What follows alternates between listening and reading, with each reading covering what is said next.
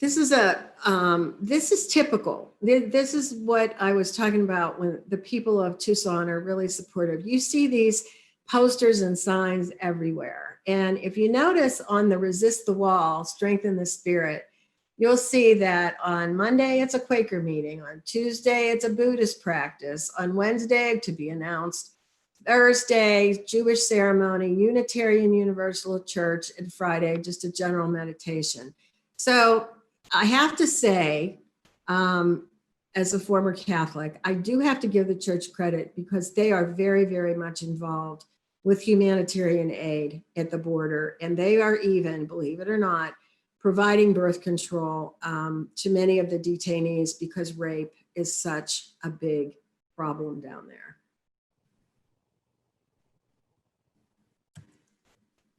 And this is a mural. And again, you see a lot of these. Imagine peace and justice in the borderlands.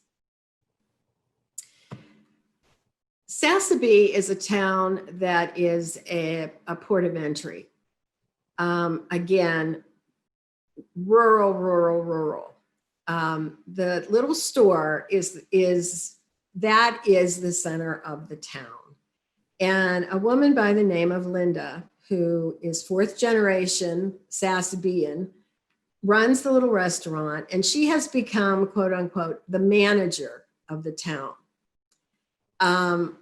Anybody who is in need of something, even when there was a toilet paper shortage, Linda has it. So that is coming into the town, and then you get to the port of entry. And this is, that's the first intimidating thing that you see. This is, if you are at the port of entry looking out, that is a picture of what you're looking at. There's the Welcome to Arizona, and this is a tower. One thing that I learned was that surveillance towers are all over the place. In fact, they basically tricked the native tribe to allow a tower on their land, and they are surveillance towers. They are built by a company in Israel, and there are more and more and more appearing. That's the office. That's the little Border Patrol house, and actually it's very cute. This is a mural outside that little house, and it's absolutely beautiful. In and of itself, it is a very, very pretty location, except that if you walk around a little bit, again, this is what you see, and this is looking out into Mexico. And that's another picture of it. I'm gonna backspace here just a minute. Well, maybe I won't touch anything. I'll just tell you that Sasabee has become the busiest port of entry of any other port, and they are overwhelmed. And the reason is that they used to have what was called Streamline, and it was a federal court proceeding every weekday from 1 o'clock to when they finished, from Monday through Friday. And I celebrated my 65th birthday on going to court to witness this Streamline, which again is another story. However, now with COVID, Streamline isn't happening. So Border Patrol is literally rounding up asylum seekers, migrants, taking them to the border in Sasabee and dropping them off. So both sides of the border are overwhelmed, but the Mexican side of the border is particularly overwhelmed. And you have to remember that not everybody that's deported is Mexican. So you have people from Guatemala and Honduras, El Salvador, that are foreign to that country.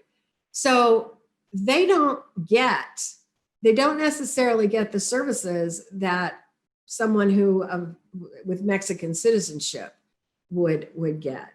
And Border Patrol is taking their shoelaces and belts when they drop them off. So they get into Mexico, and whatever cheap shoes they have no laces. And if walking through that terrain would be difficult with the best of hiking boots, I can't even imagine what it would be like without shoelaces.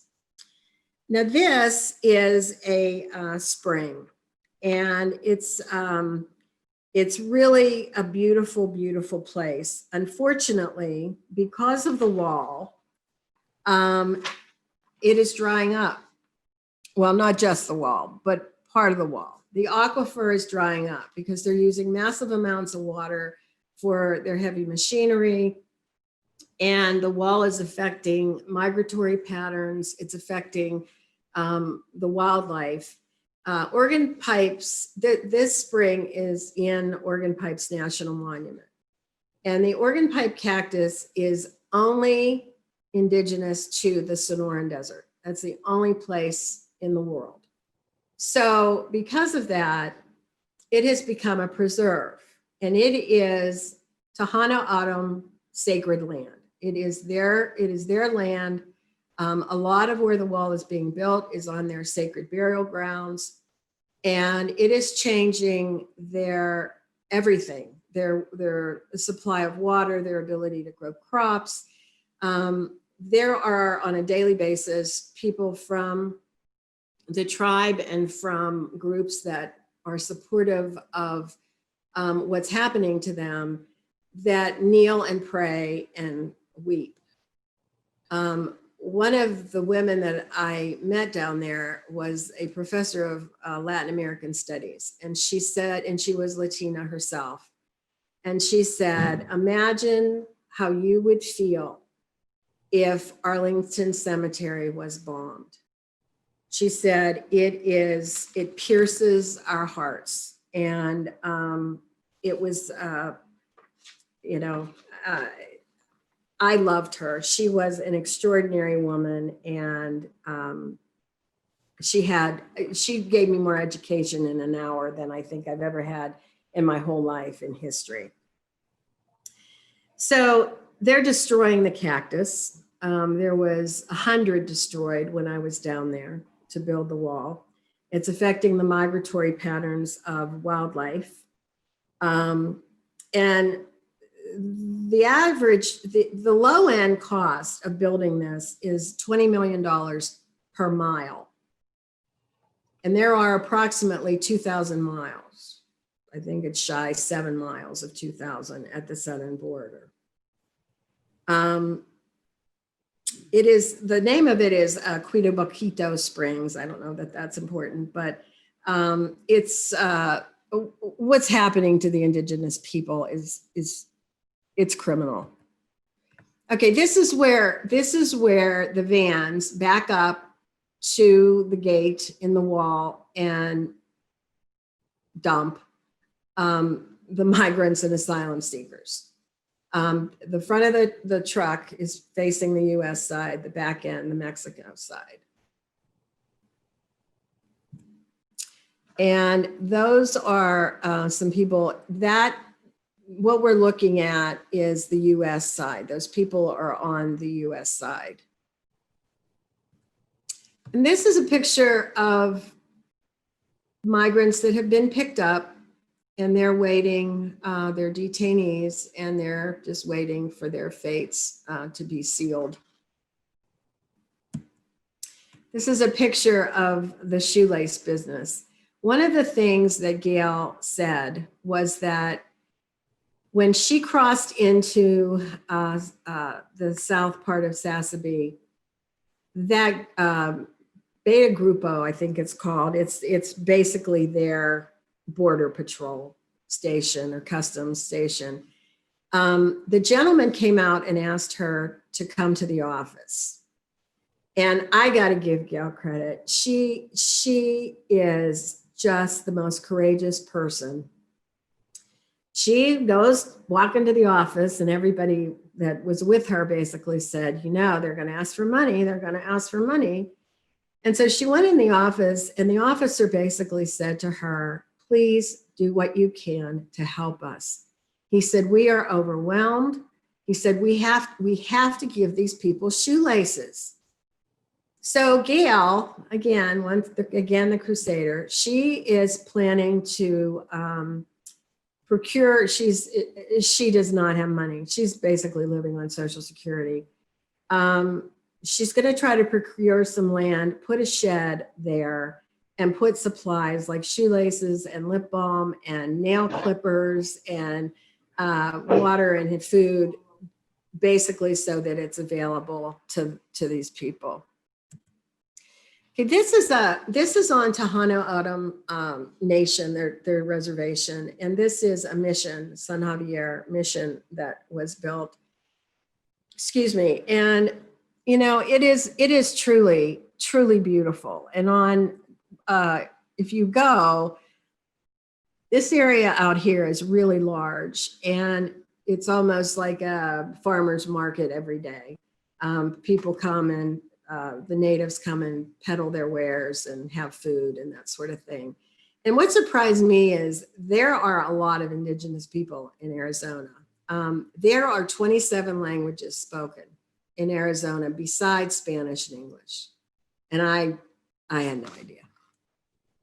This is a side picture of the church, and that's the inside of the church.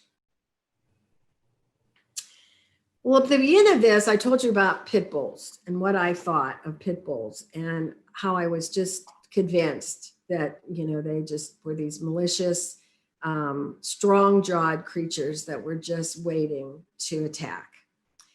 And when I had the opportunity to actually be with them, this is what I found. These are the vicious pit bulls. And I use this because not everything we think is true. And sometimes it takes being in the presence of someone to understand and to fully humanize their experience. And I feel bad that there are so many people that live in a very, very confined space in their head and have preconceived notions about things that just aren't true. And I can tell you, my notions of these darling dogs, who are my pride and joy, speaks to that. And in closing, there is a sign at the community center in Sonora, Mexico, for migrant needs. And it basically says, if we don't think differently, everything will be the same. And so I certainly came away with that whole experience thinking differently. And I hope this gives you some food for thought too. So that's it.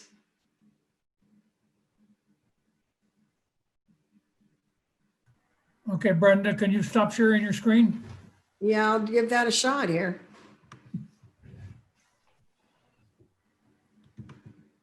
Okay. Okay, good. And we're open for questions or comments, Okay. if there are any. Yeah, there are. I see some people that are muted though. Maritza? Okay, Maritza? Yeah, hi, thanks for that. I was just wondering if you've been able to successfully have civil conversations and change any minds about some of those preconceived notions from your travels and your experiences, and what's been effective in kind of getting people to be a little bit more open-minded about this. Well, I can't speak to whether or not I've had an impact. I hope I have, but I don't know that.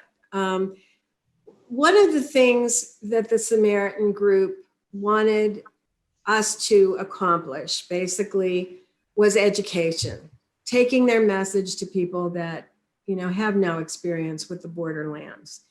And, in my mind, I thought the border was the border, like this line in the sand.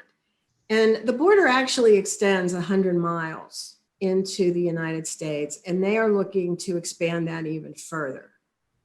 You know, I would hope that, again, my story can give people food for thought about their own preconceived notions, because I sure had a lot, and really look at our political situation. To be clear, this has been going on for decades, okay? The current administration has certainly put fuel on the fire. There's no doubt about that. The border has become more militaristic, and it has become more cruel. When I was down there, Scott Warren, I did not know about him. Maybe you do, but Scott Warren was arrested because he found some migrants that were hiding in a barn on the US side of the border, and he gave them food and water. And he was arrested for aiding and abetting. And his defense was that he was practicing his religious freedom. Well, they weren't buying that because he didn't belong to a church. So basically what the defense attorney came up with was that he was practicing his spiritual expression of responsibility to others to save lives. It took 2 years for Scott to get his life back, but the case was won. And if any of you are law oriented, apparently Justice Rosemary Marquez wrote the judgment regarding Scott, and from a legal standpoint, I guess it's stellar. So I think that voting matters. Basically, if you hear somebody make a statement that is just so totally untrue, maybe, you know, a gentle correction of somebody that's seen it firsthand. And, you know, if any of you are called to donate to the Samaritans so that Gail can get her shoelaces and her nail clippers and her chapstick, that would also be something that people can do. Sandy? I just wanted to say how heartbreaking this is, and I don't find anything positive in this talk because of the vigilance. And if I were to donate for the supplies, I feel like they're going to be stolen. So I feel, even though I knew a lot about this, I didn't know the anti part of this, when people are helping and they're not, their work is not being helpful. Can you help me with this? Yeah, I can. I have wondered how in the world these people that are so dedicated go out day after day after day and are met with all of these challenges. But I also heard an attorney speak, Margot, and she basically said that you have to keep your eye on the prize. And those little times, like when Gail met Juan and his son and heard back from them, that was like a resurrection for her spirit. And the sheds they're not vandalized. The Samaritans have a shed in Tucson where they have their water and their GPS equipment and all that stuff, and they are left alone. And the shed that she wants to have would be basically protected. This woman knows, she knows people, and she knows the place like the back of her hand. And, you know, when the Mexican side of the border is saying, she was astounded that they didn't ask for money. She was just astounded. And when the Mexican border is asking for things like shoelaces, and I mean, he was begging, She said he was almost crying. That's just, that's mind blowing to me. So you know, I admire them. They are indefatigable. I cannot tell you how hard those people work. And, you know, Alvaro's project of the crosses, he has named the project Where Dreams Go to Die. And there was a really cool song that was written, oh gosh, what was his name? Jay Landon, about where dreams go to die. And it really says it all. You know, I want to say, if you want to see more, there is a series on Netflix. It's 6 episodes. It's called Immigration Nation. And episode 6 concentrates on the area that I was in. In fact, the Samaritans were part of that documentary. And yeah, it's a lot. It's a huge, huge endeavor, but if we don't do anything, it's never going to change. Wolf? Are you going to give us an address to send? I'll tell you what, if you make out the check to Los Samaritanos, and I can send that information to Jim, Los Samaritanos, and I will email Jim the information and he can send it on to you. Okay. Yeah, I'll Thank you. do that. Wolf? Thanks for the presentation. It was really informative. The question I have is, did you have any interactions with Border Patrol or Border Police personnel? And if so, what was your impression? Are they just doing their jobs? Are they really committed to doing their jobs? What was your feeling about that? Yeah, I did. And thanks to Gail, I mean, she knows some of these people personally.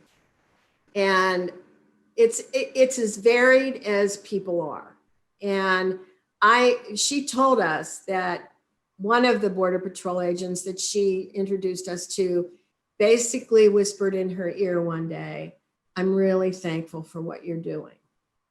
So there's a mix. There's this inner conflict with a lot of the agents, because they feel as humans that this is wrong, and they feel compassion when they have to do things that normally in their regular life they wouldn't consider doing. But again, like you said, they justify it with, quote, "I'm doing my job. Somebody has to do it. I'm doing my job."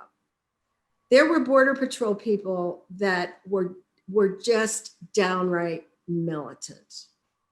I mean, they strutted their stuff and the uniform and the gun, and because we were white women, you know, in this group, they were very free to use language regarding the darker skinned folk that they would probably not shared if there had been a person of color in the car. I mean, they were very honest, and they look at, these are not human beings, these are predators. And so it's all over the board. You know, if you watch Immigration Nation in episode 6, you'll see where Border Patrol goes through and they find the water jugs and, you know, they just kick them, and, you know, it's all over the board. And I feel badly for the one, I mean, it's really parallel to what we're dealing with Black Lives Matter and police. You know, you have people, and people are going to think differently, and some are going to have the compassion for another human being, regardless of skin color. But when you have the mentality that race equals worth, then you stop seeing them as as another human being. And that's when it gets ugly. Bill?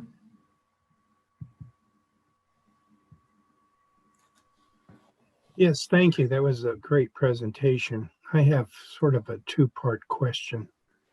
The first part is, has the U.S. Attorney in Arizona threatened legal action against the Samaritans for aiding and abetting illegal immigration? Individually, yeah. And the second part is, from the political climate for state and federal politicians in Arizona, are they in support of the vigilantes? No, no. Like I said, I mean, I only saw my little piece. And individuals from the Samaritan group have been arrested, but the Samaritans have won every case. The situation with Scott Warren, I guess, unbeknownst to me, it was, everybody knew about it. And that was one of the biggest cases that the Samaritans have had to fight. But by and large, the vigilantes aren't supported. And when I went to Streamline, I'll just give you a little bit. This was my 65th birthday. I attended the court session that occurs every afternoon. And the judge is English speaking, and there's an interpreter that speaks to the person in Spanish. They have headphones. But not everybody that comes up is Spanish speaking, but that doesn't matter. And the US Marshals basically escort a group of people into the courtroom. It looks like commencement, you know, where you have the kids line up, and then 6 at a time go up to the microphone. The judge goes through. I timed it. No one got more than 40 seconds. And there were 22,000 people that were deported from Pima County alone, and 18,000 of them had no representation. So there are these people, and they are shackled, 5-point shackles, and they come shuffling in. And, you know, these are little petite women and these young kids. And anyway, the judge goes through and gives them their sentence, whether they do jail time or whether they're being deported or whatever. And before the 6 of them leave the microphones, he says, "Good luck." And then the rows keep coming up. And then when that whole courtroom is empty, they bring on another whole group of people.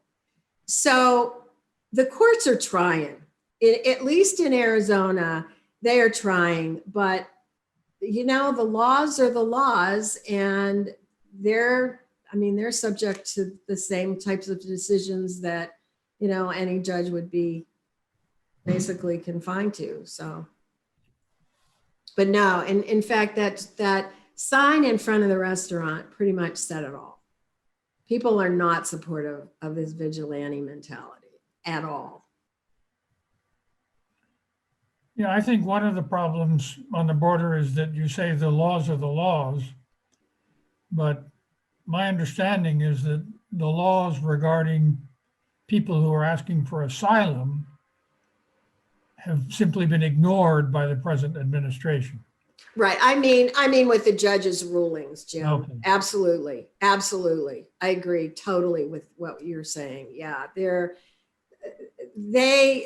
Border Patrol has really gotten licensed to be as militaristic as they want. And in a lot of cases, downright cruel. Are there any other questions or comments? Can I just make one more statement? Certainly.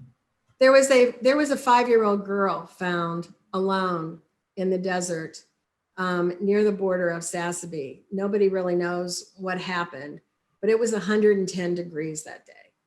And if the Samaritans hadn't found her, she would have died. There's no getting around it. Brenda, thank you very much. I think that You are was- very welcome. Thank you for having me. I hope to see all of you again sometime.